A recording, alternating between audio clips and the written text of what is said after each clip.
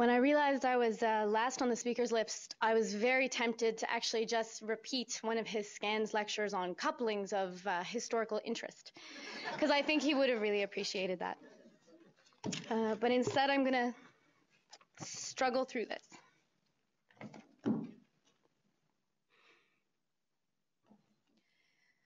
The long pine table is what I remember most from my grandparents' home on Vienna Street. It was lacquered, the way my grandfather used to like to treat pine, with a clear shellac. It was imprinted with the marks of so many crowded dinners, homework scribbles, and the hard edges of life. It was where we gathered when I was home.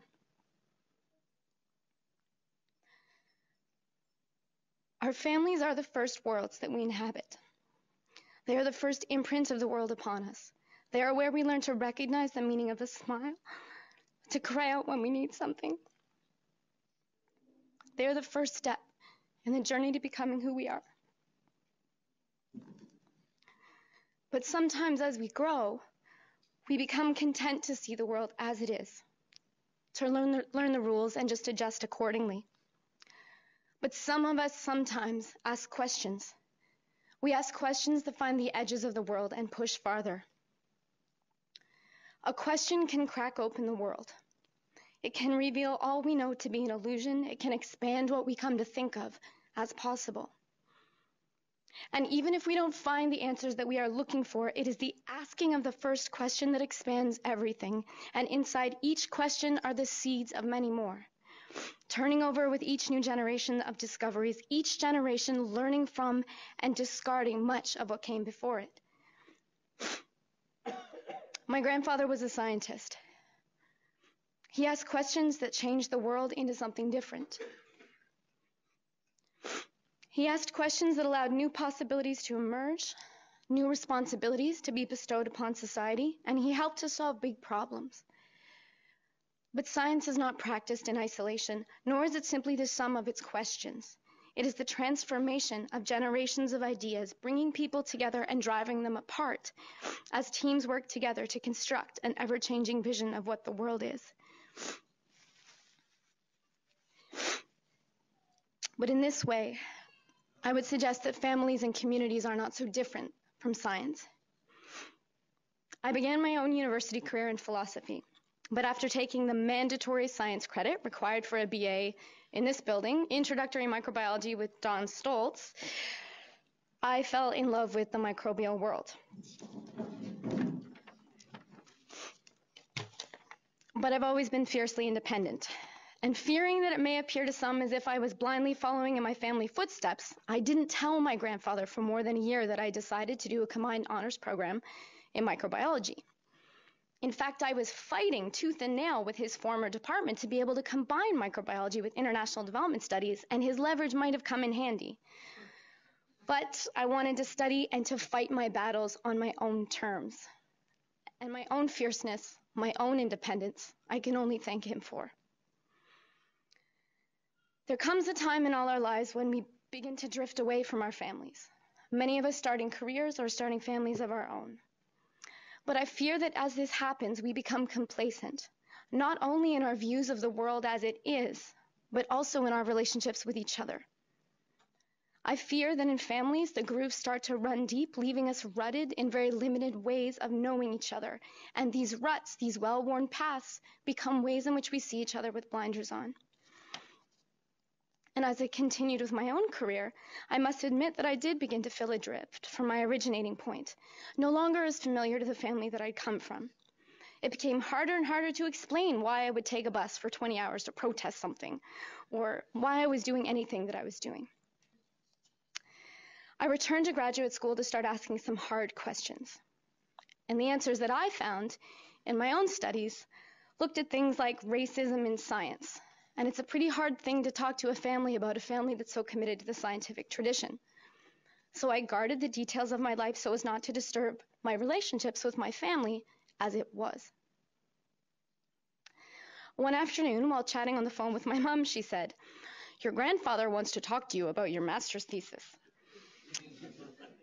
Recent changes in the university library system had made it so that student research was now publicly accessible online. And my granddad had Googled me and found the entire document, and he'd read it. And of course, in characteristic Professor Granddad style, he had a few objections and rebuttals.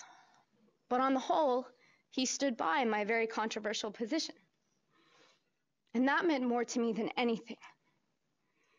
As hard as I had worked to prove to myself and everyone else that I didn't need or want anyone's approval, my fiercely intellectual grandfather took interest. He quietly went behind my back to research what I was doing. Without missing a beat, he engaged with me on new terms, and he asked questions.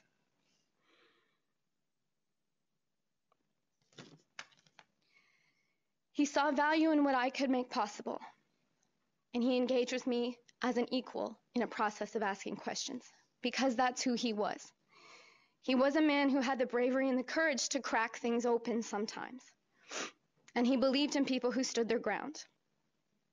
Often when the people around him were content to see the world in limited terms. And to all of his grandchildren and great-grandchildren here today, I would say this. I believe that if you want to honor your granddad, your grampy, your bumpy, that you must question and question everything. And when the world tries to tell you what the truth is, find the edges, push farther, and fight back. And ask questions not just to find answers. Ask because as you question, you are becoming someone, more of yourself, someone that your grandfather would be proud of. But don't live your life trying to make him or anyone else proud. Question him and his legacy as well, because that would make him respect you. Because that's also who he was. I think it is also important that we remember him mischievously and remember him in play. Even as sick as he was over this past summer, he was still telling jokes and still giving me academic advice on my future, telling me not to pick fights with my department until I had tenure, and most importantly, it's really good advice. But most importantly, he talked to me about approaches to education, about being a lifelong learner and how being a lifelong learner makes you a lifelong teacher. And I will admit that at times when he couldn't speak in the hospital, I would intentionally tease him because I knew he couldn't fight back. And I think I get that sense of humor from him. I don't want the passing of my grandfather to simply be the stitching of a patchwork quilt of accolades, anecdotes, and adjectives. I want it to be a call for each of us to ask dangerous questions. But I believe that we must begin the asking to begin making new things possible at the long pine kitchen table in our own family homes. For families like science transform themselves with each new generation, and we are not in this world alone. So let us begin with each other by having the courage to ask about the nature of our relationships and commit to the adventure of finding answers together as we continue with his project of transforming the world as we come to know it. Thank you.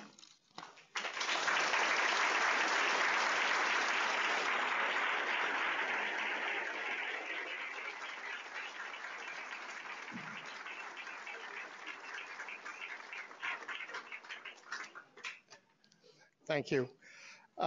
There will be a short slide presentation, Pat. Is that what's on the agenda? Yes.